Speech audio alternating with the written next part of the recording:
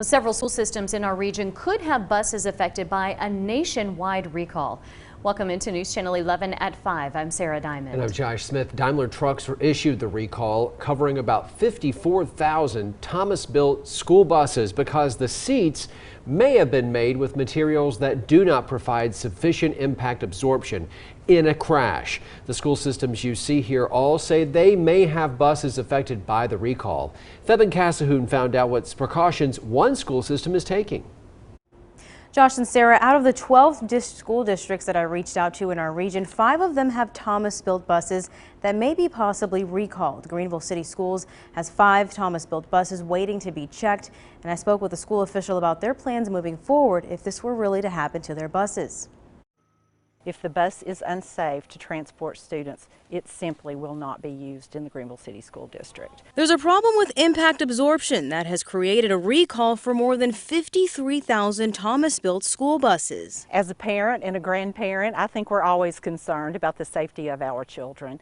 It is certainly the thing that we in the Greenville City Schools take as our top priority. Assistant Director of Greenville City Schools, Beverly Miller, says the school system has 5 buses in the fleet potentially impacted by the recall. We have about 15 buses total in our fleet, and that's an approximate.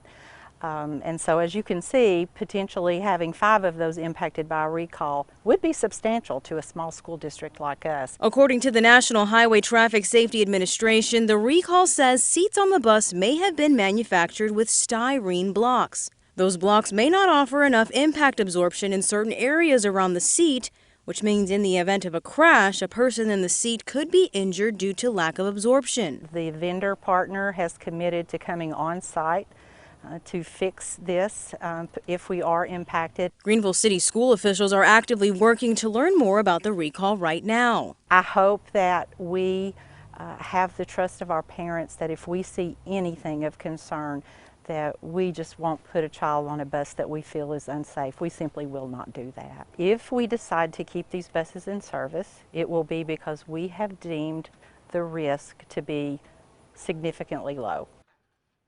Now, the recall applies to certain models between 2014 and 2020. Thomas-built school buses will be releasing the VIN number for the buses being recalled on December 2nd at the very earliest. Guys? Theben Cassahoon, thank you very much. Now, if the buses are in fact in need of the recall, dealers will install additional material between the back and the vinyl cover to increase the seat's impact absorption, and they're going to do it at no cost.